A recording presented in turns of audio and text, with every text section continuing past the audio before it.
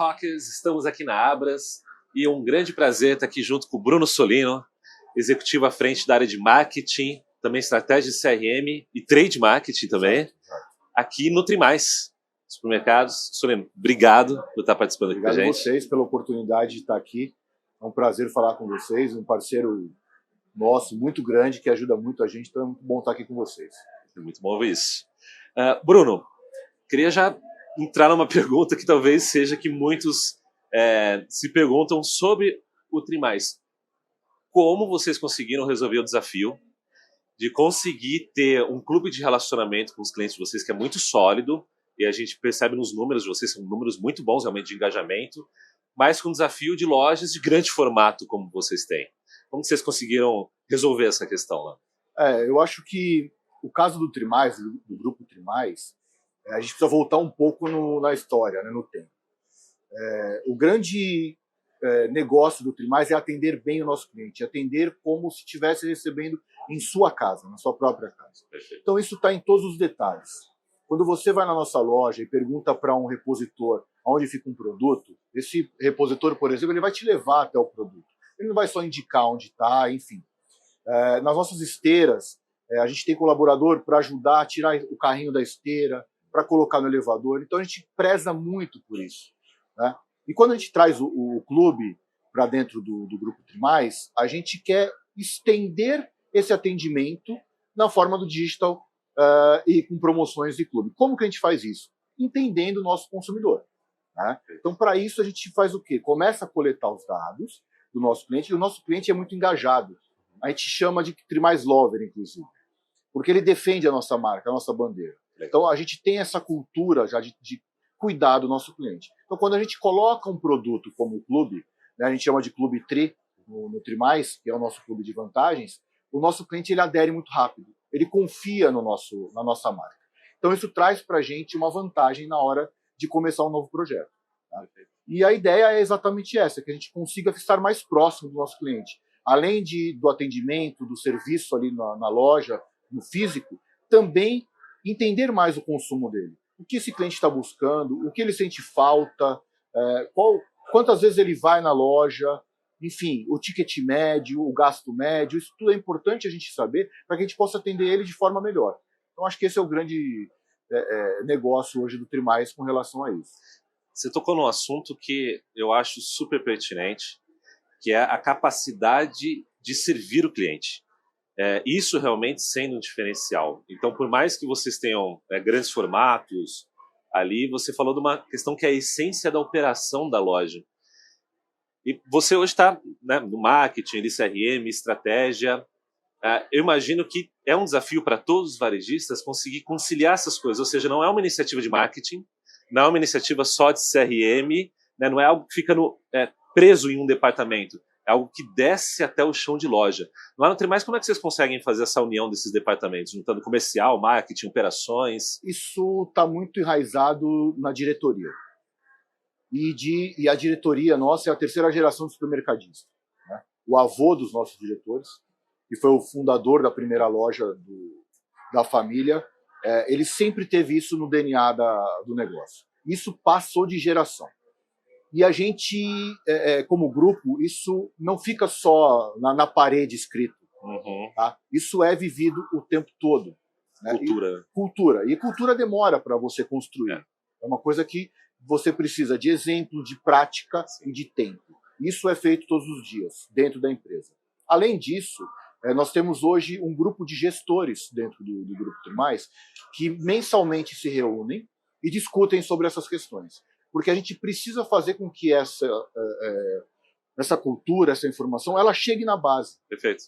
Né? Então não adianta isso ficar no nível administrativo ou diretor e isso não descer. Então isso é o tempo todo colocado para que isso possa descer e a gente faz esse treinamento sempre. E o mais importante, né, o nosso exemplo com o nosso colaborador, ele fala mais do que palavras ou do que palestras. Sim. Então a gente tem esse cuidado o tempo todo de fato, ter isso dentro da cultura da empresa. Perfeito. E entender que o colaborador também é um cliente. Total. E a extensão do negócio. Uhum. Né? A gente tem a gente fala do que é feito o supermercado Trimais. Ele é feito dos colaboradores, As pessoas que estão das pessoas. Né? Então a gente precisa olhar muito para isso. O marketing ele tem um papel fundamental nisso porque ele comunica. Né? Sim. O endomarketing, né? A Mariana, que é a nossa gestora de endomarketing, enfim, a gente tem esse papel de comunicar. Mas todas as áreas elas precisam estar engajadas nesse sentido. Perfeito. Porque senão isso não chega no cliente, no final da linha. E a gente percebe que vocês conseguem ter um sucesso nessa operação quando a gente vê os resultados que vocês conquistam. E mais recentemente vocês começaram a analisar questões de receitas incrementais, ou seja, o que foi gerado de valor através da mudança do comportamento dos clientes. Como que vocês estão conseguindo trazer isso para a diretoria? Porque isso muitas vezes é um tabu dentro do varejo, né? A gente está tendo bons resultados, mas não consegue às vezes ligar esse resultado a uma mudança de comportamento do cliente. E hoje vocês estão conseguindo fazer isso muito bem.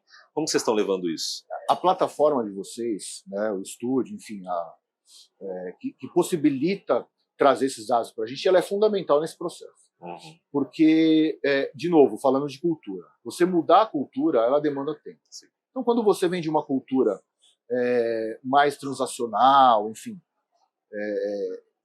você precisa de quê? De dados. Você precisa mostrar, de fato, com números. Porque você falar que aquilo vai acontecer É muito empírico. É muito empírico. Uhum. Agora, como você consegue mudar isso? Trazendo os resultados. Então, hoje, a gente tem esse diferencial.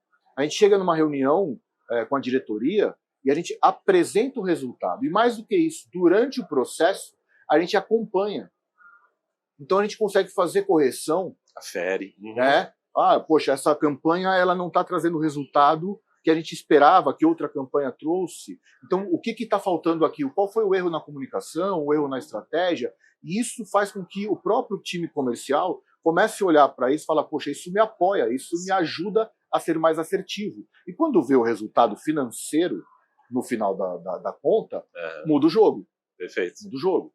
Né? Porque você tem uma meta de faturamento, você tem questões a serem buscadas, e quando você começa a olhar no faturamento incremental uma possibilidade de você trabalhar com mais inteligência, com mais assertividade para o resultado vir mais rápido, isso muda o jogo. Então, acho que esse é o grande lance. E para fechar a conversa, que eu acho que a gente chegou num ponto que é super importante. O resultado é o que move a empresa, no final das contas, são é a última linha ali que faz a coisa acontecer.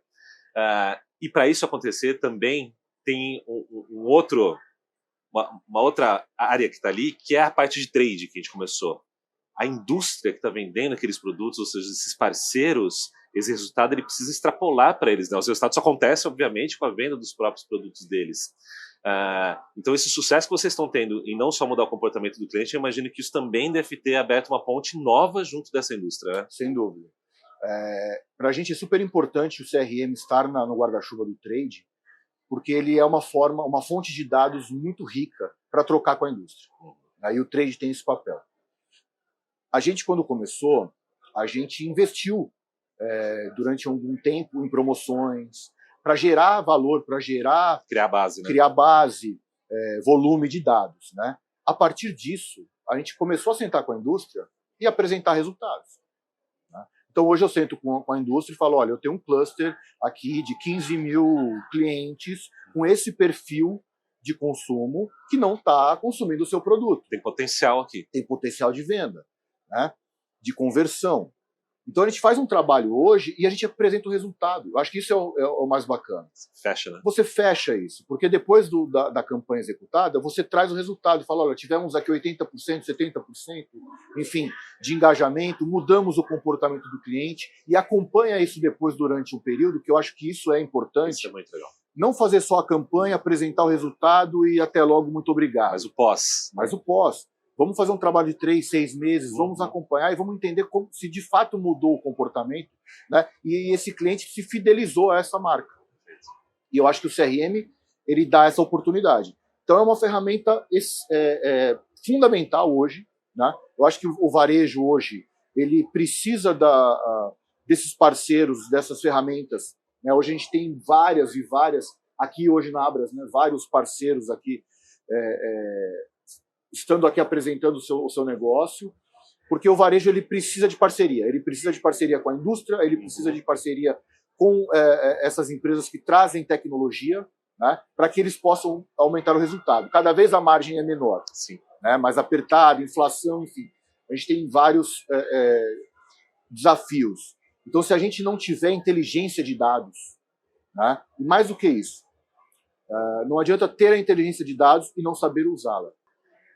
Bruno, para a gente encerrar, uma dica final para quem está nos escutando e que talvez está começando esse caminho, né? Vocês já estão estruturados, já estão colhendo os resultados desse caminho, mas lá no começo vocês tiveram suas dificuldades.